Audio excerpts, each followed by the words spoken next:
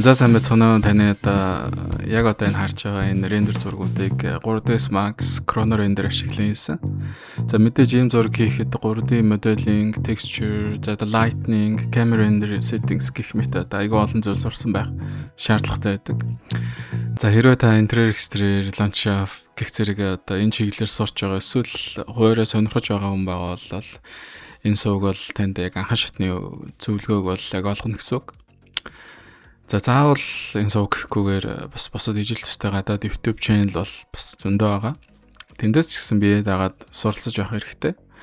Мэдээж энэ чиглэлээр суралцж байгаа хүмүүс бол маш олон талын мэдлэгтэй байхгүй болдоггүй. За тэгэхээр 3ds Max юу вэ гэдгээс эхлэе. За 3ds Max бол Autodesk компани бүтээсэн 3D хэмжээс загварчил тооцоол хийдэг маш хүчрхэг програм. Гэхдээ энэ нэг зүйлийг тодорхой хэлэх хэрэгтэй байна. 3ds Max бол зөвхөн одоо interior design ашигладаг програм бол Octos биш. За жишээ нь барилгын гадна фасад, ландшафт, за тэгээ тоглоом хөгжүүлэгчид тоглоомныхоо дотор байх байшин, машин, хүн гээд ер нь 3D-гээр хийж болох юу л тэрийг энэ програм дээр хийж болно. За мөн кино реклам хийдэг хүмүүс, visual effect, animation хийхдээ энэ програмыг маш өргөн ашигладаг. За өөрөөр хэлбэл энэ програмыг сурснаар зөвхөн одоо энэ чиглэл биш. За босод өөр төрлийн салбарлаа бас хөрвөх тийм ур чадварыг эзэмшиж байгаа гэсэн үг. Гэтэ бид энд цувралтаа бол илүү голчилж одоо interior design-ы чиглэлдээ илүү анхаарна. Яагаад гэвэл босод салбараа бодвол илүү амархан. За хурдан үр дүнд хүрэх боломжтой гэсэн үг. За тэгээд бүр одоогийн зах зээл дээр бол маш их эрэлттэй байгаа тийм одоо салбар. За ямар нэгэн байдлаар та сурсан байлаа гэж бодъё л доо. Тэгвэл таны эргэн тойронд interior design хийлгий гэсэн заавал нэг хүн байдаг.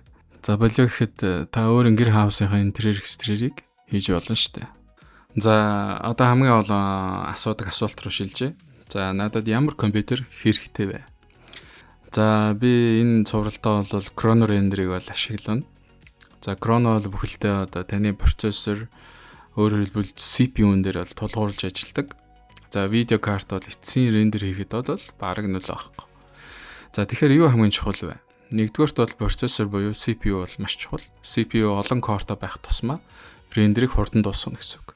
За Ryzen 9, Intel-ийн i9 гэх мэт процессорууд бол хамгийн сайн тохирдог. За хоёрдугаарт бол RAM. RAM хамгийн багадаа 32 GB байх хэрэгтэй. За 64 GB байх юм бол та гацалтыг мэдрэхгүй ажиллана гэсэн үг. За хөрөлцөхгүй гэх юм уу одоо 16 GB-ийн RAM-тай үед бол hard disk-нээс чинь компьютер одоо virtual RAM болгон зээж ашигладаг. За энэ үед бол таны компьютер мэдгэдэггүйц хэмжээгээр гацаж эхэлнэ гэсэн үг. За тэгэхээр RAM бол аль болох өндөр авах хэрэгтэй. За 3 дугаарт бол GPU.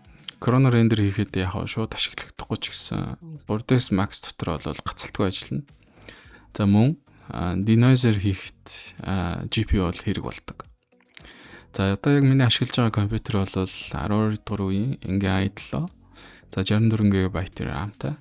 За Nvidia-гийн RTX 3060 гэсэн карта байгаа. За тэгэхээр та бүхэн бол дөнгөж сурж байгаа хүмүүс бол санаа зовох ямар ч хэрэг байхгүй. Заавал үнэтэй компьютер яг одоо аваад эхлэх бол шаардлага байхгүй. Өөрт байгаа компьютер дээр эхлээд туршиж үзэх хэрэгтэй. За тэгээд дараа нь боломжийнхаа хэрээр бол сайжруулад явбал илүү зүгээр хаа. Autodesk-ийн албан ёсны сайтаас одоо сурагчийн ирэхээр Autodesk-ийн 3ds Max програмыг үнэгүй ашиглах боломж байдаг. За тэгэхээр та үнэхээр програмаас олгож чадахгүй байгаа бол комент хэсэгт үлдээгээрэй. За бид дараагийн видеонд програмныхаа анхан шатны тохиргоог хийж эхэлнэ. За тэгээд дараагийн видеон дээр уулзцгаая. Баярлалаа.